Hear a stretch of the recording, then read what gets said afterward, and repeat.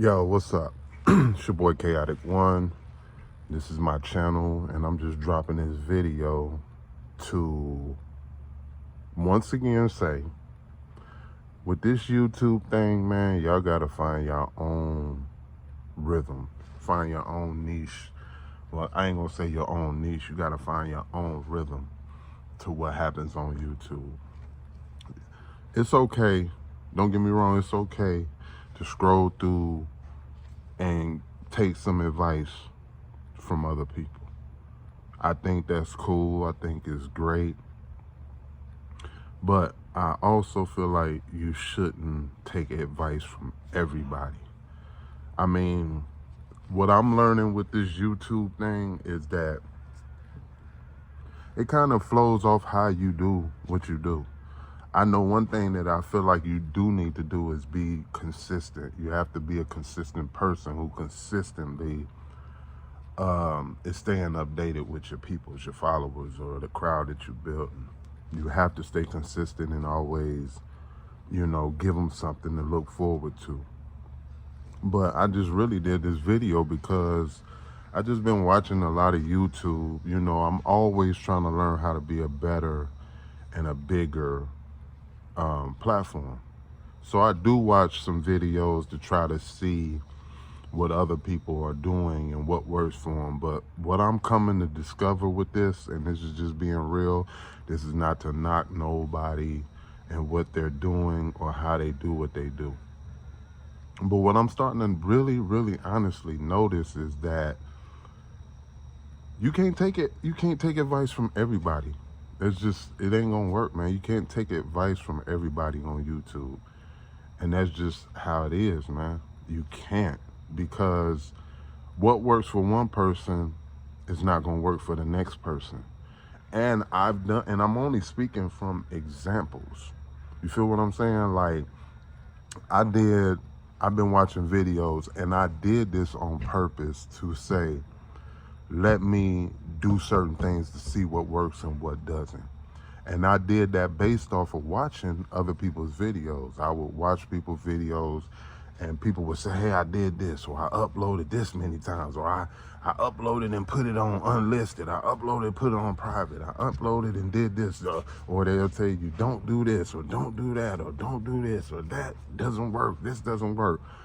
And that's why I feel like the knowledge that I've got, some of it has been based off stuff people said, but a lot of stuff from my success of YouTube has been just trying things, just really trying to upload different methods and different things just to see what actually works. And I would say on a 100% scale, and this is just facts, on a 100% scale, I would say about 85% of the knowledge or stuff that I've taken from people, none of it worked. None. I went through a phase of posting every single day. Didn't work. I went through a phase of doing the unlisted thing. Didn't work. I did the thing where I left my video on private for 24 hours. I watched the video and said, oh, leave your video on private for 24 hours. And as soon as you go public, oh, watch what happens. I did that. Didn't work. What I also noticed too is these type of videos where I'm just sitting up talking, for some strange reason or another, has not worked for me. What I usually do, because I react to different things. So our channel is basically a reaction channel. We upload new music videos, as well as doing skits and shorts. But we even stopped doing shorts because shorts might hurt the channel. That's what I heard. So I like long form content anyway. So but yeah, I've tried so many avenues of doing so many things, listening to people. And I say it, and I always continue to say, YouTube is at your discretion. You have to figure out what works for you and what doesn't work, because and watch out for these, and this is just being honest, and this is a jewel that I learned from watching older Caucasian white ladies gardening channel. I came across that in the algorithm. I sit back and watched her stuff and subscribe after I watched the video because of the fact I liked it what she said. But what she said was, be careful of these people who get a little bit of fame on YouTube or get the algorithm working with them, hence DoorDash. And then they start trying to sell you courses. And this is something that I learned from an older Caucasian white woman watching YouTube. She said, you know, be careful of these people because nothing works for nobody. And it's the truth. It's the absolute truth. And that's what made me end up subscribing to her channel, was because of the fact she told the truth about that. You know what I mean? Everybody gets a little bit of fame off of YouTube, and now they the YouTube gurus. Now they want to sell you courses. DoorDash did that. DoorDash popped up in my algorithm. So I watched her one day, and then boom, all of a sudden she did her thing. And I give her much success. Man, DoorDash, do your thing. I think you're doing it big. You did it so big and doing it so big that you got people out here literally trying to sabotage your channel and take it down, or trying to let you see how fake she is and all that, instead of just being happy that a fellow YouTuber is doing a thing. And I say that to say, DoorDash got some credibility behind her, and all of a sudden she started trying to sell a blueprint for $19.99. Now, I think that's cool, but see, I don't know. Me personally, I just have an issue with trying to sell somebody something that might not work. I want to sell a for sure game plan. And with YouTube, there really is no for sure game plan. It's really more or less about the luck of the draw, in my opinion. I do know that it takes title. It takes a good thumbnail. I know for sure those two things, because I was doing crappy titles. I mean, crappy titles and crappy thumbnails. I wasn't even, as a matter of fact, at first I wasn't even trying to do thumbnails.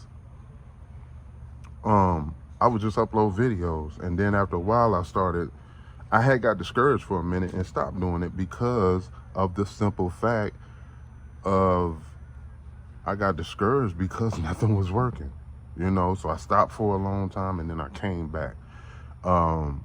Then I started learning about other things like vidIQ and different platforms like that that help with your content, with your videos, titling, thumbnails. So I'm into using vidIQ, and this ain't a cheap plug for vidIQ or nothing like that. I started using them and started learning the methods of how it went. So now as I use it, and here's the funny part, I've only been using vidIQ for a little while now.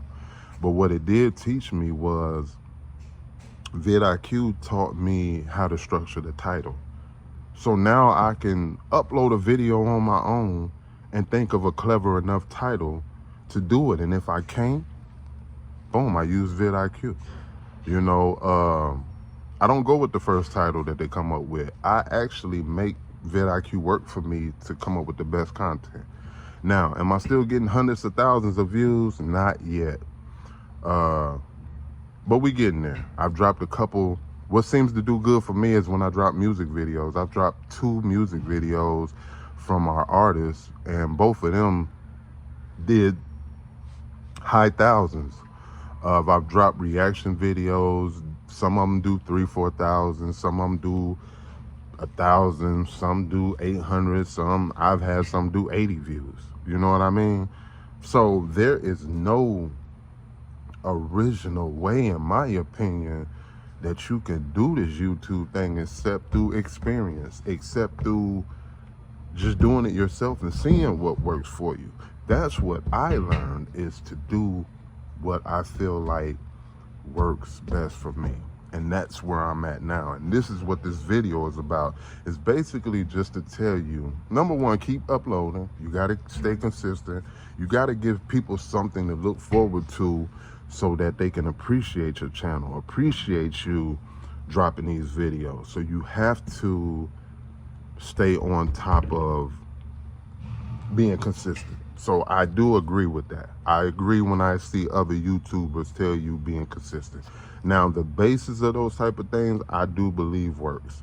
You have to be consistent. You have to, and this is just mine. I'm gonna give you my top 3 things that I think helps you. I don't know what works, so I can't tell you, oh, this works, so do this, like other people are doing. The best thing that I can tell you is the 3 top things that I feel like has been working for me is I came up with a strategy to say, listen, I'm gonna test a whole bunch of stuff and see what works. So that's what I've been doing. Also too, I've been, but here's my top 3 things. I've tested to see what works for me. I might watch a video or 2 or 3, and between those 3, I might decipher which one I want to try, and I try it to see if it works. If it works, boom, it's a method that I stick to and keep going. I also work on titles. Titles really play a part in the success of your video. Thumbnails as well. You gotta have a high quality thumbnail, something that's going to engage people. And a lot of this stuff I didn't understand at first. I didn't know what they meant by, you gotta, when they talk that YouTube talk, you gotta, connect with your audience and do this. At first I didn't know. Even though they said it in plain English and I could hear them, I still didn't understand. Well, what do they mean? I'm sitting there trying to figure, what do they mean? But the more that I kept going, the more that I started to realize that it's about just keep going. So those are my top 3 things. Consistently posting. Well, I got 4 actually. Consistently posting. Do some challenges for yourself to see which one will work.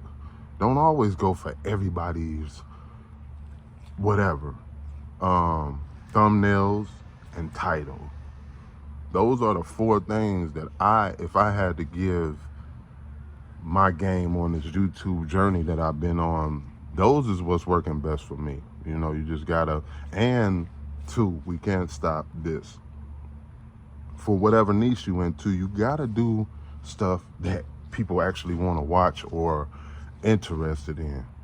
You have to keep that in mind as well going forward. You have to make sure that people are interested in. So like with me doing reaction videos, whether it's old or new, I try to find things that I know people are going to engage with me about.